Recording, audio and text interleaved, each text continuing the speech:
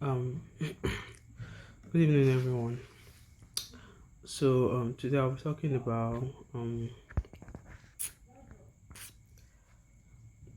types of market order on futures. Okay, we have a lot of or quite a few types of market order on futures, and okay, first thing is you navigate here, come to futures. Excuse me. So when you navigate to your futures, okay, so this is your futures interface as it is, and we have a lot of buttons here, and okay, I'll just go basically straight to the market orders. Okay, so you click here for your types of market order. You have a lot ranging from post only to market to stop limit to stop market to trailing stop loss. Okay, so starting from what people basically use is we use the limit, we use the market, we use the stop limit against the stop market, and then most time trailing stop loss. Hardly does anyone ever use post only. I have never used this, sincerely speaking.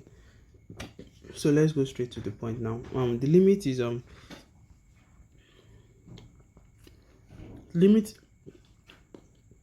basically allows you to set price, a buying order price below the current market price, and then it allows you to set a selling order price above the current market price. What I mean by that is this. Now the way the price of ADA is 1.3647, we would if we are going to set a buy order, which means okay, we are like, if ADA falls to this particular point, buy this coin for me, buy ADA for me. Now we would not be setting ADA above this thing, because that would be stupid. We are buying below, that is, we are setting that ADA will fall, then we'll buy the dip. That's the point of limit, so to say. So we'll now be like, okay, if ADA falls to, let's say, 1.2, buy so amount of ADA for me. So what you've done is this: you've said, okay, if ADA gets to 1.2, this is your limit. It means buy whatever percentage you have on your wallet. Okay, so that is it. Then if you want to start your take profit and your stop loss, that will be for another video, but I'm just basically explaining the type of market. Okay, so that is okay, that's for setting buying order, and then selling order is equivalent to, you are just saying, okay, if probably you feel that if ADA gets to 1.4, there will be a dip because it has probably hit a major resistance. So you just be like, if ADA gets to 1.4, sell all of ADA for me. Okay, so what it does is, once ADA gets to that 1.4, it's going to execute that order for you. Okay, so that's just the basic use of the limit order. And then we have the market order. Market order is self-explanatory, which is you are buying at the current market price. That is, you are buying at this current market price, here, that's what you are buying. So if you are placing a buy order, which means you are buying at 1.3637, and if you are selling at that particular current market price. The one thing I would advise is that you don't use this market order, because, excuse me, you'll be charged a fee. Okay, you'll be charged a fee, so it's not advisable. It's just best to set your order. If it's just 0.0001 different, set your order. And then we have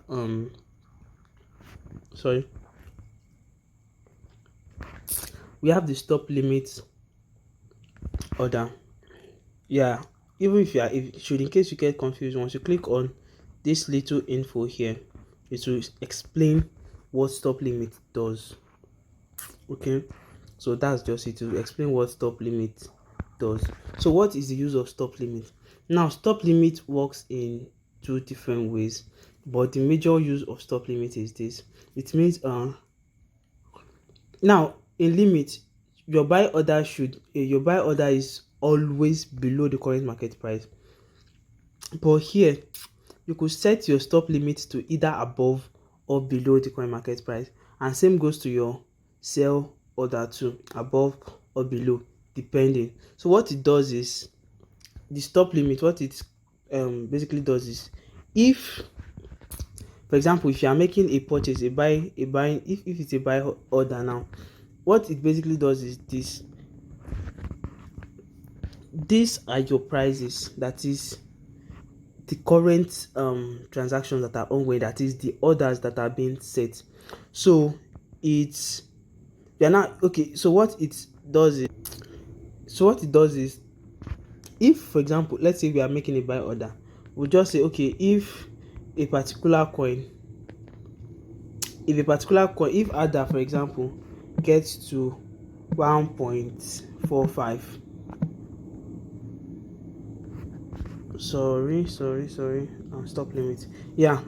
Stop limit and stop market, they are almost the same thing, like you could hardly tell the difference.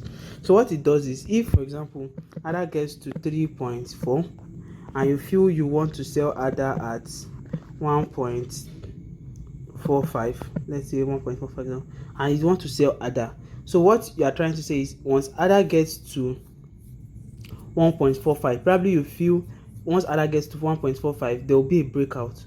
So say if ADA gets to 1.45, buy ADA for me, because you feel there will be a breakout. And you could also say if ADA gets to 1.25, you feel there is a major support there and it's going to bounce off, you could also set it. So you could set it in any direction, depending whether you are buying or you are selling, that is you are longing a position or you are shorting a position. Very, very equivalent. If you see it here, look at the explanation. Stop limit order execute a specified price when a specified price is reached. Specify a trigger price to activate the order. It can be used to set a stop loss limit or a take profit limit, blah blah blah blah blah, like that. Now if you come to stock market also, exactly same thing. Like, I don't even know why they separated it, but then there are way more advanced use for this, and if you want to know more, I think you should just make your own little research and you would get an in-depth knowledge of it. But to a layman, they are quite similar, though I use stop limit most of the time. Okay, now the crazy one that is or that is somewhat confusing to some people is trailing stop loss. Now trailing stop loss is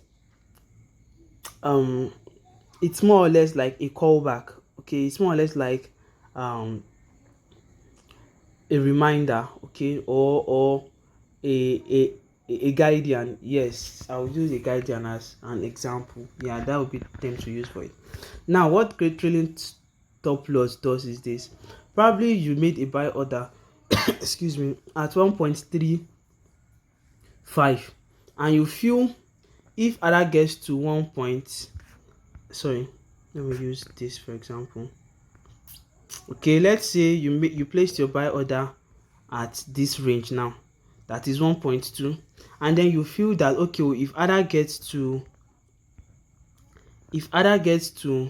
1.3 blah blah blah, let me see, if if ADA gets to 1.35, which is here, it's going to hit a resistance and then it will fall back. But then you're also skeptical, that is, if ADA gets to that particular price indeed, that it could be a breakout, which it actually did eventually on the 4-hour time frame, but you don't want to close your position. So what would you do? Now that is where the trailing stop loss comes in. Trailing stop loss does this: it's once you set it to a particular price, that is if a trigger price, that is, let's say for example, if ADA gets to 1.35, like you predicted that is going to get to, the trailing stop loss will execute. So what it does is this: once your price gets to 1.35, instead of it closing that position for you, and then you probably miss out of the next breakout, which you are afraid you don't want to miss out on. So trailing stop loss keeps your position opened, but what it does is this: depending on the callback rate, That is, depending on the callback, is more or less like a pullback or a reversal. So depending on the reversal rate. So you're like saying, okay, if okay, let's say, okay, yeah, this is it. So you are saying if ADA gets to 1.5 will enable my trailing stop loss. So what does is that it will not close your position. It will allow the position to keep going up and up and up till whenever you are ready to close your position. But should, in case you are not around, if ADA starts falling, that's it, if there's a reversal in trend, now like I said, your callback rate is your reversal. So if there's a 5% reversal in the market trend, it will close your position for you. But if there is no 5% callback on the market price, your position will definitely be opened. So in a situation where, let's take this for example now. Let's say we put our trailing stop loss at this level now, and then our trailing stop loss at sorry, don't mind my crazy ass drawing. Oh Christ.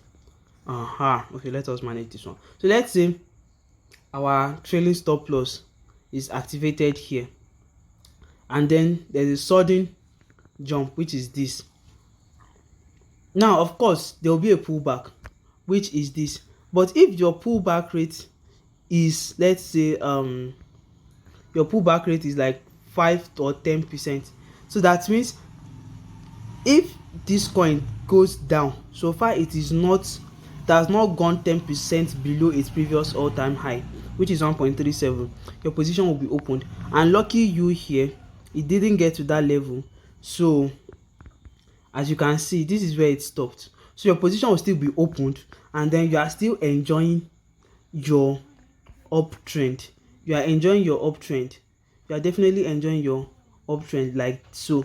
So that's the point of trailing stop loss. It gets activated when a price has been set. Sure, you understand, to prevent total loss of a person's profit. I'll be using, okay, let's just check the definition. Trailing stop loss orders allows traders to send a preset order to the market when a market swing takes place. Like I told you, a reversal in the market trend. Now when the latest market price reaches the highest or the lowest point, depending on your call rate, after an order is submitted, this triggers the order to be executed on the market, and the trigger price will be the highest or the lowest, blah blah blah blah blah blah blah. So yeah, that is it. It gets activated probably at your take profits, and once it's activated, if the market is going according to your prediction, according to your trend, so far it doesn't exceed a particular percentage reversal, your position will still be open. But if it gets to your particular percentage reversal, it will close that position for you. So if it doesn't, you are still making your cool cash. But if it does, well, you just have to look for another re-entry. Thank you.